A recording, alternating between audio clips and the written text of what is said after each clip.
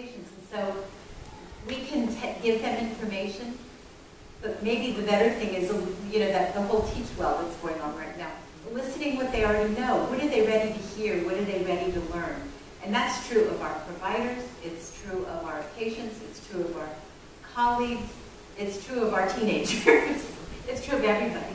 So if we sort of shift what we're trying to do with people and trying to put sort of our will on them and elicit it more from them, I think we're going to be way more successful. And an important point here is that being a good communicator is not part of humans' DNA. It doesn't seem to be. I mean, it may be part of some of your DNA, but it wasn't part of mine. And so we have to realize that we have to be taught how to communicate. And that's what you're talking about. I mean, the idea is that this just doesn't come naturally, that you have to be given your toolkit. Okay? And part of that toolkit is how to communicate. We are starting a program, or we are involved with a program with the Charlotte-Mecklenburg schools.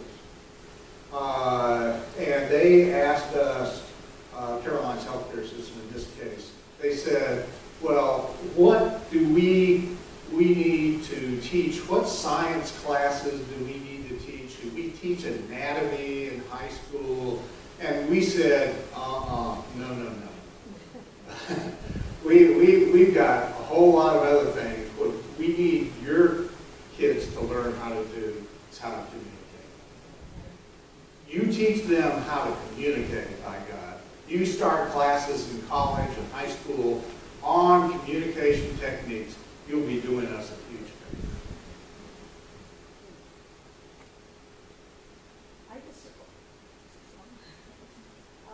I just was also curious about evidence-based programs, because it just seems to me I've been kind of perusing the site of evidence-based programs.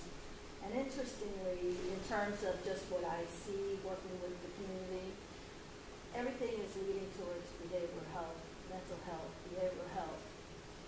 The majority of kids that I look at, I'm appalled about how many kids have behavioral health issues or so-called issues.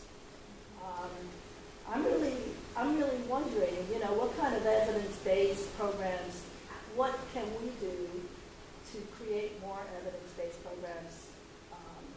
How can we channel that into what we're doing? A lot of cool stuff is going on now in what people would call the soft sciences, the social sciences, areas of behavior modification and how to incorporate that and how to test the effectiveness of programs like that.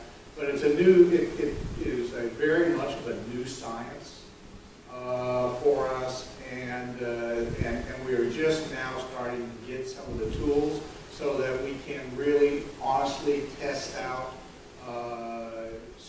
modifications of socialization, communications, behavior modification in the program. And there are a bunch of people that are involved in this and becoming very, very effective. So we're actually moving really well in doing the things you just talked about.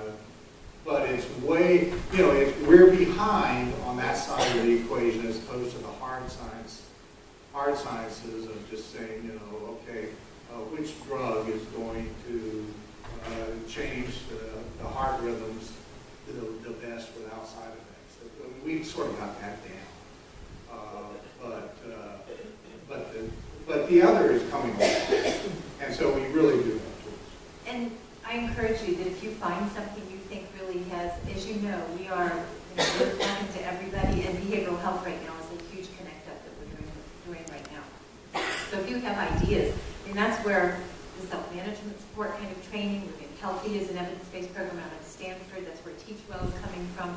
So if there are clearly evidence-based things that you have found and you think it's worth taking a look at, let's talk. Open to those things. We really are after the softer things.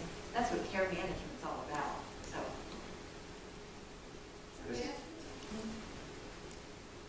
Go ahead, Dr. Garber. I just want to commend all of you for what you do, because it is the soft thing, it is the caring. Because I clearly, it is a letting people know that they matter. And what all you do is letting people know that they matter. I think that when we look at the big picture, and people realize that they don't matter when they live in food deserts. They realize they don't matter where they can't even get fruits and vegetables. They realize they don't matter. They realize when they go elsewhere and there's a Harris Teeter Food Line of Bloom within blocks of each other, and they can't get there. They realize they don't matter. And so I think clearly we've got to get to a point in our society that we began to truly be honest and transparent about things, and realize that there are certain people that tend not to matter, and because they don't, we don't put things there for them in the same way we do for others.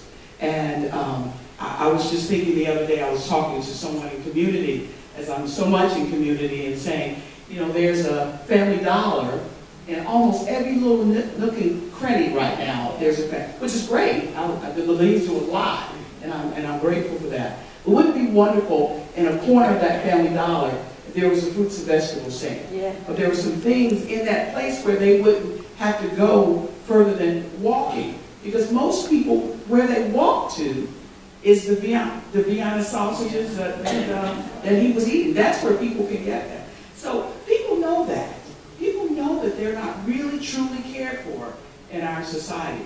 And so therefore it trickles down to the mental health, and even with the agitation of the parents, subsequently the agitation of the children. And we all know that. So I want to again say thank you for all of what you all do. Well, real quickly, my comment is actually similar to what she was just saying earlier, and I think as a society, we've been all, we're all focusing on the dollar, you know, the dollar bill. And unfortunately, a lot of our patients, like she was saying earlier, you know, it just becomes a vicious cycle. You can't, in order to be healthy, first of all, it costs more money. So we don't have access, or those patients don't have access to those things that they need in their area, which I'm hoping and praying that, you know, with this whole new healthcare reform, that will change. You know, now there's supposed to be more,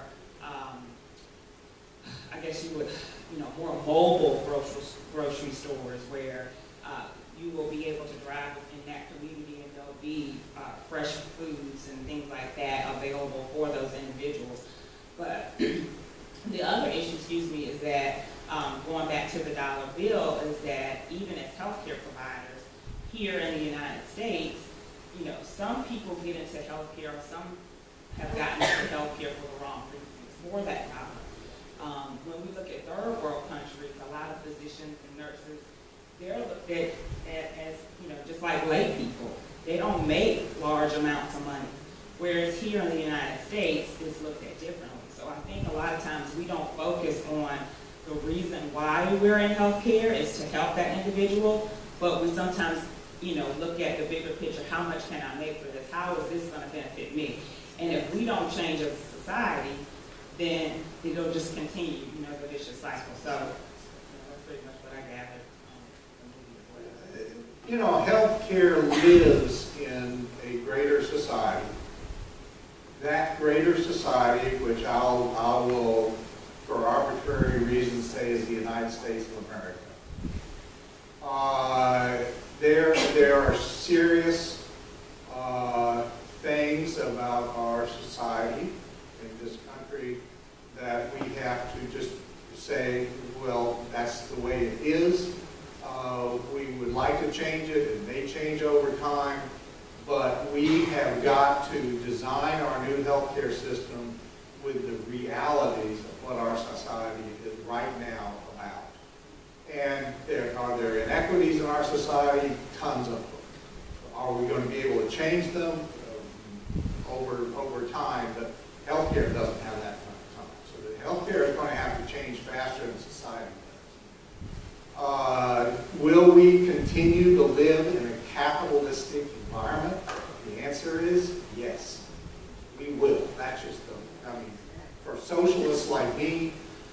That's a distasteful thought, but that's the way it is. So we're going to have to make our changes coincide with a capitalistic environment, an environment where the society is not as important as the individual, which is different from the way it is in a lot of other places. We're stuck with it. That's the way it is. We can change those things over time, but we can't change them fast enough as we have to change them. You know, the one thing I take away from this is very frustrating. One of the first quotes that came on the movie is that 75% of this is preventable. And for myself, I take it personally because these individuals can all make decisions about how we live our life, what we eat, what we drink. And we should be setting the example because we're the teachers. And how many of us are 10, 15, 20, 30 pounds overweight? And we're trying to teach these people the right lifestyle to live.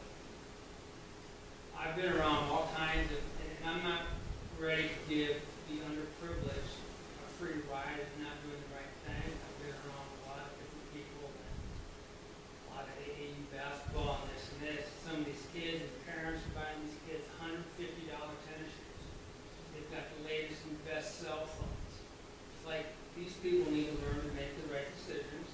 We need to educate them, to help them make the right decisions, to not be part of this group that is going to the hospital. So I'm looking at the lower end of decisions that they need to make themselves.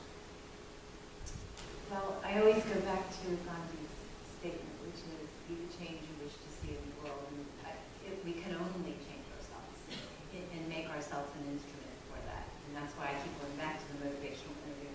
I'm not going to tell people what to do. It doesn't work. It doesn't work. Figure it out for themselves. I think it's just being a presence with people. And that's not the only thing I know how to do after all these years in healthcare. Well, as I've watched my pot belly grow over the years, we are responsible for ourselves. We know that we can work for ourselves, so I agree with you. At the same time, we have to respect every individual and respect their challenges. Everybody really, I'm not an optimist, but I really think everybody pretty much wants to do the right thing. And so we just gotta pray upon it. I would agree with you completely. People aren't at that level. I feel that they're not incentivized to participate in these healthy activities. They're not getting anything additional from it